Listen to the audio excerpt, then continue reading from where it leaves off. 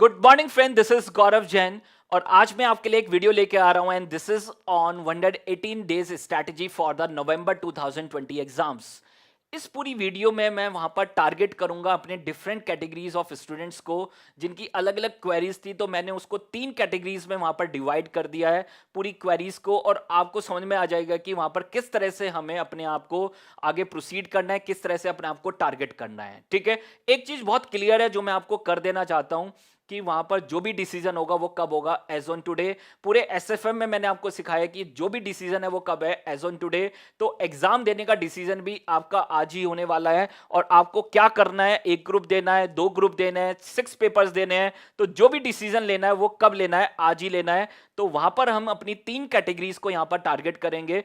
तो इस वीडियो में 3 पार्ट आपको मिलेंगे। पहले पार्ट में हम कवर करेंगे फर्स्ट कैटेगरी, और फर्स्ट कैटेगरी में वो स्टूडेंट्स हैं जो ऑलरेडी प्रिपेयर कर चुके हैं, अपना एक ग्रुप प्रिपेयर कर चुके हैं और अब वो सोच रहे थे कि नवंबर में वो क्या कहें, सेकंड ग्रुप देंगे। एक ग्रुप मई में देंगे और सेकंड ग्रुप देंगे नवंबर में।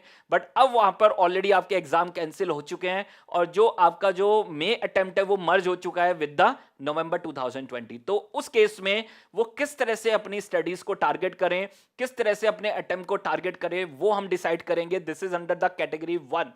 कैटेगरी 2 के अंदर कौन स्टूडेंट्स हैं जो वहां पर ऑलरेडी बोथ ग्रुप के लिए प्रिपरेशंस कर रहे थे मई या जुलाई 2020 में, और या वो मैं हम कहूंगा कि वहां पर आपके पास ऑलरेडी आपका एक ग्रुप हो चुका है और आप बस वहां पर देख लीजिए वेट कर रहे हैं अपने एग्जाम्स के लिए। तो उस केस में अब वो किस तरह से अपनी प्रिपरेशंस करें, क्योंकि वो ऑलरेडी बोथ ग्रुप के लिए प्रिपेयर कर चुके हैं। ऑलरेडी वो वहां पर एक ग्रुप के लिए अपना प्रिपेयर कर चुके हैं, एक ग्रुप उनका ऑलरेडी क्या है, क्लियर है। तो उस केस में वहां पर किस तरह से वो प्रोसीड करें, किस तरह से अपने वहां पर टारगेट करें अपने अटेम्प्ट को, तो वो मेरा यहां पर एक पूरा स्ट्रैटेजी होगा उन लोगों के लिए। This is under the category 2।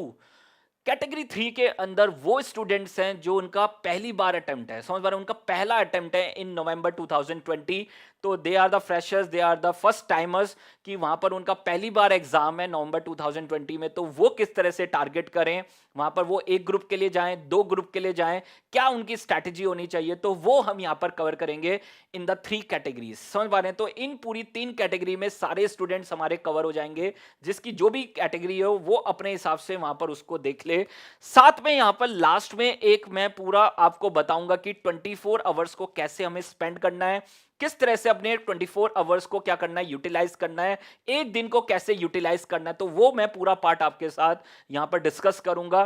पूरा मैं टाइम टेबल आपका बना के दूंगा, टाइम शेड्यूल बना के दूंगा, किस तरह से आपको करना है। ठीक है, उसके अलावा आपकी जो भी क्वेरीज हैं आप मुझे लिख सकते हैं, मुझे व्हाट्सअप कर सकते हैं, मुझे टेलीग्राम कर सकते हैं, और वहां पर मैं आपकी डेफिनेटली कोशिश करूंगा कि आपकी क्वेरीज को सॉल्व कर सकूं। अब देखिए, सबसे पहले टारगेट करेंगे हम कैटेगरी 1 के स्टूडेंट्स को, और कैटेगरी 1 में वो स्टूडेंट्स हैं जो ऑलरेडी एक ग्रुप को प्रिपेयर कर चुके हैं।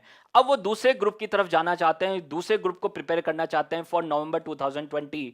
तो उस केस में अगर हम बात करें तो ऑलरेडी उनके देख लीजिए फर्स्ट ग्रुप के 4 सब्जेक्ट ऑलरेडी प्रिपेयर हो चुके हैं। समझ पा रहे हैं, ऑलरेडी वहां पर वो उसको प्रिपेयर कर चुके हैं, क्योंकि वो नवंबर के लिए नहीं टारगेट कर रहे थे, उसको किसके लिए टारगेट कर रहे थे, मई 2020 के लिए टारगेट कर रहे थे।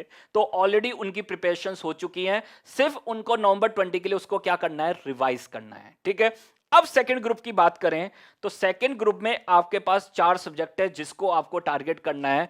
अब वो डिसीजन कैसे लें कि हमें बोथ ग्रुप के लिए जाना है या 6 पेपर्स के लिए जाना है, तो वो ध्यान से सुनना सर।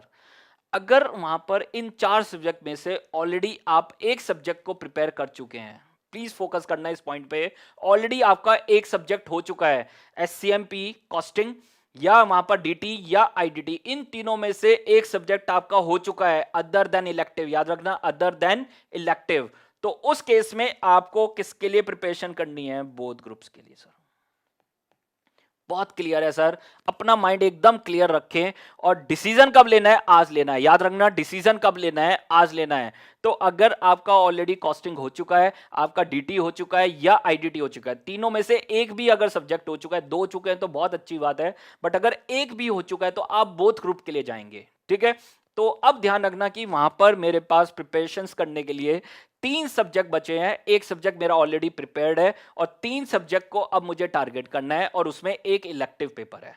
ठीक है, दूसरी तरफ कुछ स्टूडेंट्स ऐसे होंगे जिनका ग्रुप 2 बिल्कुल अनटच है, अनटच का मतलब क्या है, उन्होंने देखा ही नहीं कभी ग्रुप टू की तरफ, ना उसकी कोई कोचिंग ली, कभी उन्होंने वहां पर उसके बारे में कोई बात ही नहीं करी, समझ पा रहे हैं, उसके बारे में कोई भी स्टडीज उन्होंने नहीं की है। तो उस केस में उनका क्या टारगेट होना चाहिए, तो उनका टारगेट होना चाहिए 2 पेपर, समझ पा रहे हैं, 2 पेपर वो टारगेट करें ग्रुप टू के, क्योंकि आपके पास बहुत अच्छे से एम्पल टाइम है, यू हैव 118 डेज, और एक ग्रुप आप ऑलरेडी प्रिपेयर कर चुके हो, तो टाइम वेस्ट ना करें उसी को बार बार रिवाइज करने में, आप ग्रुप टू की तरफ जाएं और 2 पेपर अपने प्रिपेयर करें। कौन कौन से हो 2 पेपर, वो ध्यान रखना। सबसे पहले आपको आईडीटी करना है।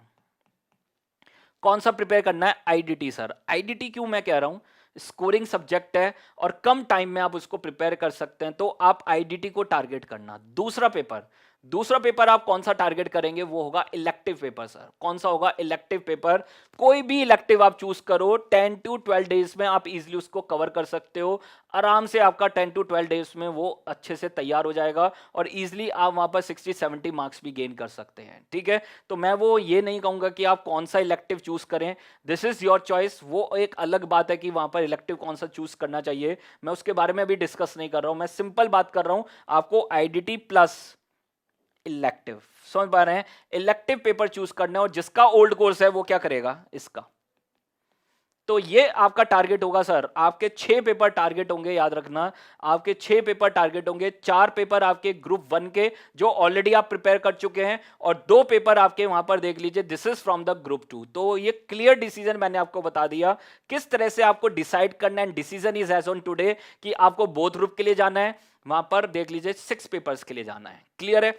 कुछ लोग ऐसे भी होंगे जिन्होंने एक ग्रुप को टारगेट किया था मई में और उनकी प्रिपरेशंस नहीं हुई हैं अभी, उनके लिए भी मैं यही कहूंगा कि वो 6 पेपर के लिए जाएं। समझ पा रहे हैं? 2 पेपर ग्रुप 2 के और जो 4 पेपर आपको ग्रुप 1 के देने ही देने हैं, 4 पेपर्स आपके ग्रुप 1 के होंगे। तो उनके लिए भी मेरी यही स्ट्रैटेजी रहेगी कि आप 6 पेपर ही प्रिपेयर करें, उसमें एक इलेक्टिव हो जाएगा, वो इजीली आप कर सकते हैं, आईडीटी आप इजीली कर सकते हैं, और बैलेंस अपने 4 पेपर तो आप करेंगे ग्रुप 1 के, FR, SFM, audit and law. तो जो भी कमियां हैं उनमें वो आपको पूरी अच्छे से वहां पर देख लीजिए दूर करनी है। जो भी वहां पर प्रॉब्लम्स हैं या जो भी आपके वीक एरियाज हैं उनको हमें अच्छे से टारगेट करना है और एक ही वन शॉट में अपने एग्जाम को क्लियर करना है। तो एक चीज माइंड में हमेशा रखना सर, कंपटीशन बहुत बड़ा होने वाला है, क्योंकि अब वहां पर मर्ज होंगे, जो मई के स्टूडेंट्स थे, नवंबर के स्टूडेंट्स थे, दोनों एक साथ मर्ज होंगे। कंपटीशन बहुत बड़ा होने वाला है। साथ में वहां पर जो रिजल्ट है वो भी सर हो सकता है कि वहां पर कम आए, क्योंकि उतनी डिमांड जनरेट नहीं होगी इकोनॉमी में, तो हो सकता है कि रिजल्ट भी कम आए। तो हमें तो इस तरह से प्रिपरेशन करनी है कि हमारा नाम होना चाहिए, ठीक है। तो मैं हमेशा बोलता हूं इस चीज को कि रिजल्ट क्या है, 2% आए, बट उसमें आपका नाम होना चाहिए। इस लेवल की आपकी प्रिपरेशन होनी चाहिए, इतना आपको टारगेट करना चाहिए कि आपका नाम जरूर वहां पर होना चाहिए। आप एक ग्रुप को टारगेट कर रहे हैं, बोथ ग्रुप को टारगेट कर रहे हैं, 6 पेपर्स को टारगेट कर रहे हैं, आपका नाम वहां पर होना चाहिए। तो ये बात बहुत क्लियर है कि जिन लोगों का देख लीजिए कैटेगरी 1 में लोग जो स्टूडेंट्स हैं, तो वो इस तरह से अपना डिसीजन ले, और डिसीजन लेके आज ही डायरी पे लिख लें कि मुझे क्या करना है अगले 118 डेज। 118 डेज में हमारा क्या टारगेट होगा वो आज ही आपको डिसाइड कर लेना है सर, ठीक है। तो मैं आगे आपको वही बता रहा हूं कि जो लोग वहां पर सेकंड ग्रुप चारों सब्जेक्ट के लिए जा रहे हैं, तो this is 2 subject plus 2 subject का मैंने कॉम्बिनेशन बना दिया है। एक थ्योरी एक प्रैक्टिकल को फॉलो करें। कॉस्टिंग है तो उसके साथ डीटी ले लें और इलेक्टिव के साथ आईडीटी ले लें, और इस तरह से कॉम्बिनेशन बना के आप क्या करें, आगे प्रोसीड करें, ठीक है। अब आगे देख लो सर, वी हैव 118 डेज, और 118 डेज में मैंने उसको 3 जगह डिवाइड कर दिया है। पहला, वी हैव 50 डेज, 50 डेज हमारे। दूसरा आपके पास है 40 डेज, और थर्ड आपके पास क्या है, दिस इज योर 28 डेज। तो 118 डेज को मैंने 3 जगह डिवाइड किया, 50, 40 एंड 28। पहले 50 डेज में हमें ग्रुप 2 की प्रिपरेशंस करनी है, समझ पा रहे हैं। पूरा ग्रुप 2 के ऊपर हमारा फोकस है। आपको लग रहा है कि ग्रुप 1 में कुछ चीजें वहां पर वीक हैं, तो हम उसके लिए एक स्ट्रैटेजी अभी डिस्कस करेंगे कैटेगरी 2 के अंदर। उस स्ट्रैटेजी को आप फॉलो कर लेना, ठीक है। तो वो मैं आपको अभी आगे बताऊंगा। This is in the category 2 कि अगर आपके कुछ सब्जेक्ट्स वहां पर प्रिपेयर नहीं है या कुछ एरिया वहां पर प्रिपेयर नहीं है तो क्या स्ट्रैटेजी फॉलो करें, ठीक है। तो कैटेगरी 2 में आप देखना कि आपको वो स्ट्रैटेजी मिल जाएगी जिनका ग्रुप 1 में भी अभी भी कुछ वहां पर वीकनेस है, ठीक है। तो यहां पर जो 50 डेज हमारा जो टारगेट रहेगा वो ग्रुप 2 रहेगा। ग्रुप 2 का एक सब्जेक्ट ऑलरेडी हमारा प्रिपेयर्ड है और 3 सब्जेक्ट को अब हमें टारगेट करना है, दिस इज इन 50 डेज। और जिन लोगों को 6 पेपर टारगेट करना है वो सिर्फ यहां पर 2 पेपर पढ़ेंगे, this is IDT and elective, और साथ में ग्रुप 1 के सब्जेक्ट्स को क्या करते रहेंगे, रिवाइज करते रहेंगे। तो मैंने 3 जगह यहां पर आपको डिवाइड कर दिया वापस, 4 आवर्स, 4 आवर्स एंड 4 आवर्स। तो मैं एवरेज मान के चल रहा हूं कि एक स्टूडेंट वहां पर एवरेज एक दिन में 12 घंटे पढ़ेगा, और उन 12 घंटों को 3 जगह मैंने डिवाइड किया, 4, 4 एंड 4, एंड फर्दर 2+2। क्यों 2+2? एक बार में आप 2 घंटे से ज्यादा पढ़ नहीं पाओगे, तो मैं 2+2 वहां पर कर दिया है। तो इस तरह से आप स्लॉट बना के वहां पर पढ़ें। तो आपके पास 3 स्लॉट हैं, 2+2, फिर 2+2 और फिर 2+2। उन 3 स्लॉट्स में आप पढ़ें और पहले अपने ग्रुप 2 को वहां पर कंफर्म करें। समझ पा रहे हैं? जो भी सब्जेक्ट हैं आपके, कॉस्टिंग हो गया, डीटी आईडीटी हो गया, इलेक्टिव हो गया, उसको कंफर्म करें और अपना 100% दे। मैं मिनिमम 12 आवर्स बोल रहा हूं, याद रखना आपको ज्यादा ही पढ़ना है, 12 to 14, 15 आवर्स वहां पर निकालने हैं, तभी होगा सर, और 1 शॉट में होगा। ठीक है, आगे देखो, नेक्स्ट जो 40 डेज है उसमें रिवीजन करना है, एंड दिस इज 8x5। इसको मैंने कर दिया है 8x5। 8x5 8 सब्जेक्ट है, 5 दिन ईच हम देंगे और इजिली अपना पूरा रिवीजन करेंगे। साथ में वहां पर नेक्स्ट जो रिवीजन होगा आपका 28 डेज का होगा, और वहां पर आपको 8x3 मैंने क्या कर दिया है, 8x3 कर दिया है। तो 8 सब्जेक्ट हैं और 3 दिन आपको एक सब्जेक्ट के लिए देना, और इजिली आप उसको क्या कर पाएंगे, रिवाइज कर पाएंगे। ठीक है, तो ये हमारा देख लीजिए, this is for the category 1 students. ये जो पूरा मैंने स्ट्रैटेजी बताया, this is for category 1 students. अब देखिए नेक्स्ट जो आपके पास है, दिस इज कैटेगरी 2, और कैटेगरी 2 में वो स्टूडेंट्स हैं जो ऑलरेडी अपने बोथ ग्रुप प्रिपेयर कर चुके हैं, या उनका ऑलरेडी एक ग्रुप क्लियर है और वो उनका बैलेंस सिर्फ एक ही ग्रुप है। तो उस केस में वहां पर उनके लिए क्या स्ट्रैटेजी रहेगी? तो देखिए सर, उनके पास अगेन 118 डेज है सर, ऑलरेडी वो प्रिपरेशंस कर चुके हैं, बोथ ग्रुप बहुत अच्छे से पढ़ चुके हैं, और वहां पर अगर एक ही ग्रुप बचा है उनका, तो एक ग्रुप को बहुत अच्छे से कई बार पढ़ चुके हैं, बट वहां पर अनफॉर्चुनेट उनका एग्जाम अब कब है, नवंबर 2020 में है सर। तो अब उनके पास क्या स्ट्रेटेजी है वो बहुत ध्यान से देखना है, क्योंकि ऐसा होगा उन लोगों के साथ, वो अपना टाइम वेस्ट करना स्टार्ट कर देंगे। समझ पा रहे हैं? अपना टाइम वेस्ट करना स्टार्ट कर देंगे। उसका कारण क्या है? वो सोचेंगे मेरे पास बहुत टाइम है, वी हैव 118 डेज, अगर मैं वहां पर लास्ट के 50 डेज भी पढ़ूंगा तो काम चल जाएगा। नहीं सर, आपको डे 1 मतलब आज ही से वहां पर प्रिपरेशन स्टार्ट करनी है। और मैंने बताया ना, strategy is always as on today, strategy आज ही होगी। तो हम आज अपनी स्ट्रैटेजी बनाएंगे। आपके पास टाइम जरूर है, बट अगर आप अच्छे से करेंगे तो 1 गो में आपका खत्म हो जाएगा। कोई वहां पर देख लीजिए, कोई चांस ही नहीं होगा कि आपका रिजल्ट नेगेटिव आए। ठीक है, तो आपको टारगेट करने अपने नेक्स्ट 118 डेज, और बहुत अच्छे से मोमेंटम बना के रखना है, और बहुत अच्छे से उसको प्रिपरेशंस करने की, मेरा 1 गो में बोथ ग्रुप क्लियर हो, या जो भी आपका बैलेंस ग्रुप है वो आपका क्या हो जाए, क्लियर हो जाए, and you will become chartered accountant. ठीक है, तो देखिए सर, नेक्स्ट आपको स्ट्रैटेजी क्या फॉलो करनी है, and this is the most important strategy जो आपको समझनी है। वो क्या है सर? जो मेरे वीक एरियाज हैं, समझ पा रहे हैं? तो जो कैटेगरी 1 वाले स्टूडेंट्स हैं वो भी सुन ले सर इसको, कि वहां पर आपके पास देख लीजिए, जो आपके वीक एरियाज हैं उनको टारगेट करना है। ठीक है, सिर्फ उनको चुन चुन के टारगेट करना है। मुझे वहां पर डीटी में असेसमेंट प्रोसीजर में प्रॉब्लम है, समझ पा रहे हैं?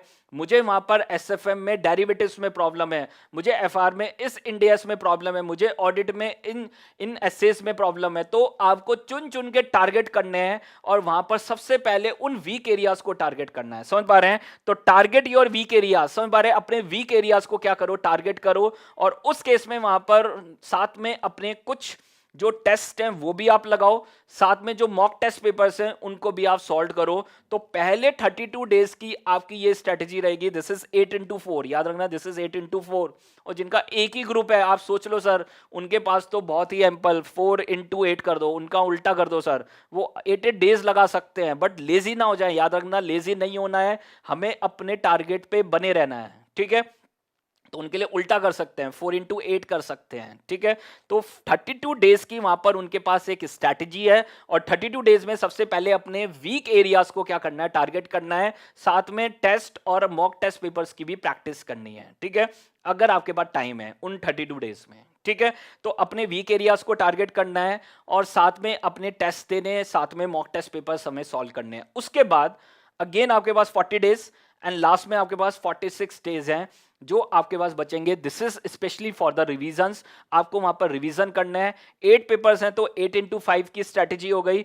अगेन आपके पास 8x5 की स्ट्रेटेजी हो गई। इवन 6 डेज और आपके पास है, तो हमें टाइम वेस्ट नहीं करना है। हमें बहुत अच्छे से वहां पर एक एक चीज को टारगेट करना है। हमें पूरी आरटीपी सॉल्व करनी है, हमें साथ में मॉक टेस्ट पेपर करने हैं, साथ में प्रैक्टिस मैनुअल। तीनों चीजें हमारी बिल्कुल एकदम क्लियर कट हो जानी चाहिए। देख लीजिए, कोई भी चीज वहां पर नहीं रहनी चाहिए। साथ में आपको टेस्ट देने हैं सर। तो एक चीज बहुत क्लियर है, बिना टेस्ट के आप वहां पर पास होने वाले नहीं है सर। वहां पर रिकॉल होने की प्रॉब्लम आपको देखने को मिलेगी।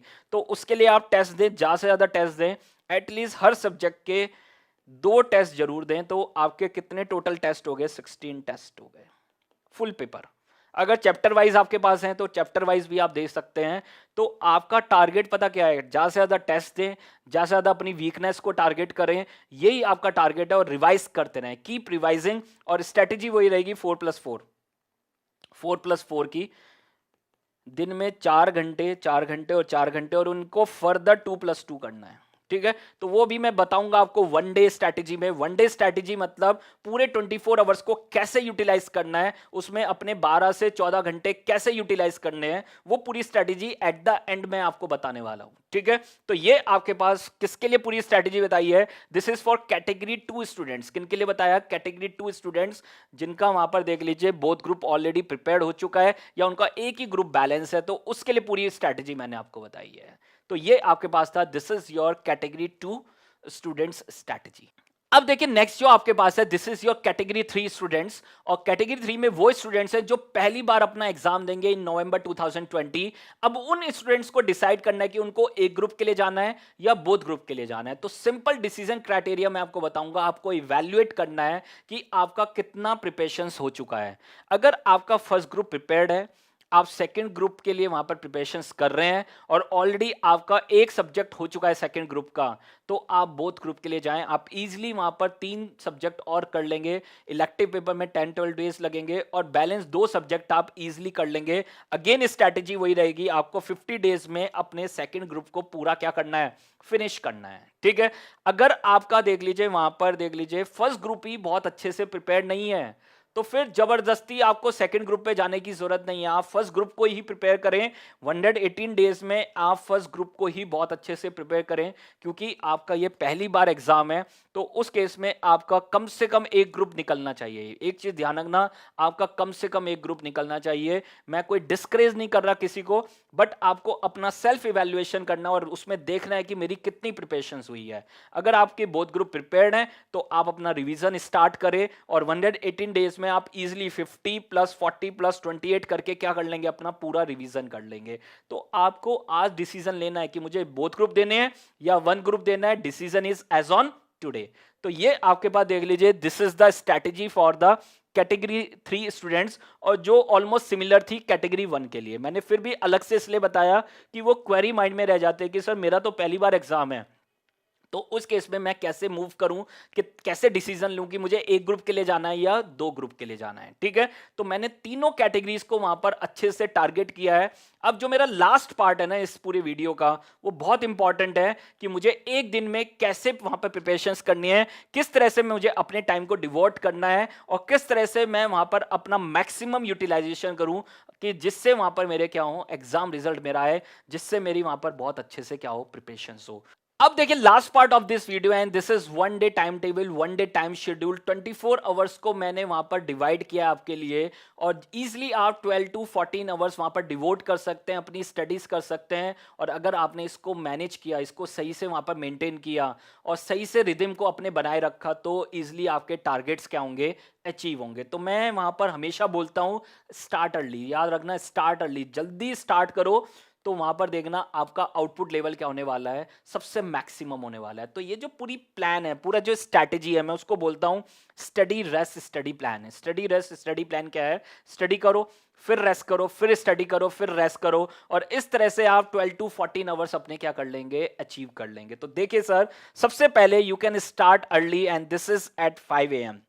मैं क्लियर बोलूंगा सर, अगर मॉर्निंग में पढ़ोगे तभी पूरे दिन का आउटपुट निकलेगा, अदरवाइज आउटपुट नहीं निकलेगा। किसी से भी पूछ लेना, जो भी रैंक होल्डर्स हों, जितने भी कोई भी रैंक होल्डर हुए या आईएएस के अगर स्टूडेंट्स हैं, तो आप उनसे पूछ सकते हैं कि दे कैन स्टार्ट अर्ली। भले ही वहां पर रात को वो थोड़ा लेट भी हो रहे हैं, तब भी वो सुबह जल्दी उठ के पढ़ रहे हैं, क्योंकि वहां पर उनको पता है कि मॉर्निंग में सबसे बेस्ट स्टडीज होने वाली है। ठीक है, तो start early and this is 5 AM to 8 AM, 3 घंटे का स्लॉट लगाना है। याद रखना, जब भी आप सो के उठें, कम से कम 3 घंटे आपको पढ़ने हैं, याद रखना, क्योंकि वो बेस्ट आपका आउटपुट देने वाला है। तो वहां पर 3 घंटे आपके पास आएंगे, 3 आवर्स। देन नेक्स्ट रेस्ट करो, फिर वहां पर 8 टू देख लीजिए 8 to 9:30 आप रेस्ट करो, जो भी अदर एक्टिविटीज हैं वो आप करो। And again on the table 9:30 आप आ जाएंगे अपने जो भी स्टडी टेबल है, और 11:30 तक आप करेंगे, और उसमें फिर वापस आपके 2 आवर्स हो जाएंगे, और फिर आप रेस्ट करेंगे। 1 घंटा फिर रेस्ट करा, और उसके बाद 12:30 से 2:30 बजे तक आप पढ़े, 2 घंटे फिर आपके हुए। फिर आपने एक लंबा रेस्ट किया, मतलब आपने स्लीप लिया, समझ पा रहे हैं, सोए थोड़ी देर, और उससे बेनिफिट क्या होगा, वापस एनर्जी लेवल बढ़ जाएगा। याद रखना, वापस एनर्जी लेवल आपका डबल हो जाएगा, और वापस हम ऑन द टेबल आ जाएंगे 5 to 8। मैंने पहले बताया, सो के आप उठते हैं तो कम से कम 3 घंटे पढ़ें, तो वापस 3 घंटे की आपकी स्टडीज हो जाएंगी। एंड देन लास्ट वन आपके पास है 9 to 11, 11:30, जो भी जितना आप वहां पर ले खींच सकते हैं उतना आप 11:30, 12 तक भी ले जा सकते हैं, कोई दिक्कत नहीं है। अगेन आपके पास 2 घंटे आ गए, एंड टोटल आपके पास कितना आ गया, 12 आवर्स। तो इजिली आप वहां पर स्टडी रेस्ट स्टडी प्लान को फॉलो करके 12 to 14 आवर्स को अपने टारगेट कर सकते हैं, और इजिली वहां पर आपके देख लीजिए आपका पूरे रिवीजन भी होंगे, आपके वहां पर टेस्ट भी होंगे, हर चीज आपको वहां पर करनी है। तो मैंने रिवीजन पैटर्न आपको बता ही दिया कि आपको पीएम करना है, आपको आरटीपी करनी है, मॉक टेस्ट पेपर करने हैं, अलग से टेस्ट देने हैं। अलग से टेस्ट देना बहुत जरूरी है। मैंने अभी एसएफएम का टेस्ट मैराथन चलाया था, लोगों ने बहुत ज्यादा अप्रिशिएट किया उस टेस्ट सीरीज को। उसका कारण यही था कि वहां पर उन्हें पता चला कि मेरी गलतियां कहाँ थी। मुझे लग रहा था कि वहां पर मुझे आता है, मुझे क्वेश्चन ये पता है ये कैसे सॉल्व होगा, बट जब मैं एक्चुअली में सॉल्व करने गया तो वहां सॉल्व ही नहीं हो पाया। तो काफी सारे स्टूडेंट्स ने वहां पर उसको ऑप्ट किया। मैंने वो फ्री चलाई थी SFM test series test marathon, but अब वहां पर देख लीजिए, अब फिर वापस मैं दोबारा उसको लेके आऊंगा। This is in your August and में दोबारा मैं पूरा एसएफएम टेस्ट मैराथन लेके आने वाला हूं। तो उससे पहले आप अपने पूरा रिवाइज कर लीजिए, और फिर आप वहां पर टेस्ट मैराथन दे सकते हैं, एसएफएम का दे सकते हैं, इलेक्टिव पेपर्स का दे सकते हैं, एफएससीएम का, आरएम का दे सकते हैं, और साथ में सीए इंटर का एफएमएन इको उसका भी आपके पास देख लीजिए टेस्ट सीरीज चलेगा। तो चारों सब्जेक्ट के मैं टेस्ट सीरीज चलाने वाला हूं। This is for November 2020 exams. तो ये आपकी पूरी देख लीजिए पूरी स्ट्रैटेजी थी जो मैंने यहाँ पर आपसे डिस्कस की। साथ में लास्ट में छोटी सी चीजें बताना चाहूंगा, जो बहुत छोटी चीजें हैं बट उसके बेनिफिट आपको ज्यादा मिलने वाले हैं। तो आपको क्या क्या अवॉइड करना है, याद रखना, आपको अवॉइड क्या करना है, टीवी। ये तो टाइम किलर है, याद रखना, this is a time killer. ये आपका टाइम किल करने वाला है, इसमें कुछ नहीं आता सर, कोई कुछ आपके बेनिफिट की चीज नहीं है, इसको बिल्कुल अवॉइड करना है। साथ में मोबाइल फोन्स, मैंने बहुत बार अपनी स्ट्रेटजीज में बताया है कि मोबाइल फोन का आप कम से कम यूज करें। पता ही नहीं चलता सर, 1 घंटा हो गया आपके हाथ में मोबाइल चल रहा है और चलते ही जा रहा है, वहां पर आपका टाइम वेस्ट हो रहा है। एंड अवॉइड द फालतू वीडियोस। मैं फालतू वीडियोस इसलिए वर्ड यूज कर रहा हूँ, फालतू में लोग आके अपना ज्ञान बांट जाते हैं जिसका हमें बिल्कुल जरूरत नहीं है। अपने कोर्स से रिलेटेड वीडियोस को ही देखें। आपको कोई भी पर्टिकुलर अपने कॉन्सेप्ट से रिलेटेड वीडियोस देखनी है, कोई भी रिवीजन स्ट्रेटजीज देखनी है, तो वो आप देखिए सर। वहां पर फालतू वीडियो, जो फालतू लोग आते हैं रात को सुबह को, समझ पा रहे हैं ना, उनसे दूर रहिए, क्योंकि वो आपका टाइम किल करने वाले हैं। ठीक है, साथ में ऑयली फूड, मैं वो हमेशा बोलता हूँ कि आपका जो फूड होना चाहिए एकदम बिल्कुल विदाउट ऑयल होना चाहिए, क्योंकि जितनी कम नींद आएगी ना पढ़ते हुए, उतनी ज़्यादा आउटपुट आने वाला है। ठीक है, और जितना ऑयली फूड खाएंगे तो उसका आपको प्रॉब्लम होने ही वाला है, आपका आउटपुट लेवल्स क्या होंगे, कम होंगे। तो ये सब चीज़ें यहाँ पर आपके आउटपुट को क्या करने वाले हैं, अगर आप इनको अवॉइड करेंगे तो आपके आउटपुट इंक्रीज होने वाला है, अगर इनको वहां पर अवॉइड नहीं करेंगे तो आपका आउटपुट क्या होने वाला है, फॉल होने वाला है। तो avoid all these things. Last में आपको 2 चीजें जरूर करनी है, मैं आपको बता रहा हूं। पहला, एक्सरसाइज, योगा या वॉक, समझ रहे, जो आपको पसंद है, जो आप कर सकते हैं इजिली। ½ एन आवर, आधा घंटा आपको करना है बस, उससे ज्यादा नहीं करना है। आधा घंटा बहुत है, आधा घंटे में आप रिलैक्स हो जाने वाले हैं। मॉर्निंग में आप उठिए, उस समय पढ़िए, मैं आपको बता रहा हूँ क्लियर पढ़िए, उस समय कोई एक्सरसाइज मत करिए। आपका एक ही टारगेट होना चाहिए, उस समय 2 से 3 घंटे आप निकाल लें। उसके बाद आधा घंटे एक्सरसाइज, योगा जो आपको आता है, या वॉक कर लें थोड़ा सा अपना, जो भी आपके घर के आसपास जो भी पार्क है उसमें आधा घंटा वॉक कर सकते हैं, और उससे क्या होगा, माइंड एकदम क्लियर हो जाएगा। ठीक है। And the last one, review your strategy weekly. एक बहुत इंपॉर्टेंट चीज है। मैं आपको यहाँ स्ट्रैटेजी बता रहा हूँ, आपने फॉलो करना स्टार्ट किया, फिर हो सकता है आप इधर उधर हो गए, तो अपनी स्ट्रैटेजी को जरूर रिव्यू करें। जो भी आप सोच रहे हैं अपने एग्जाम्स के लिए, नवंबर 2020 के लिए, उसको आज ही एक पेपर पे लिख लो, अपने एक डायरी पे लिख लो, और आपको किस तरह से मूव करना है उसको लिख लो, और उसको बार बार क्या करते रहो, रिव्यू करते रहो।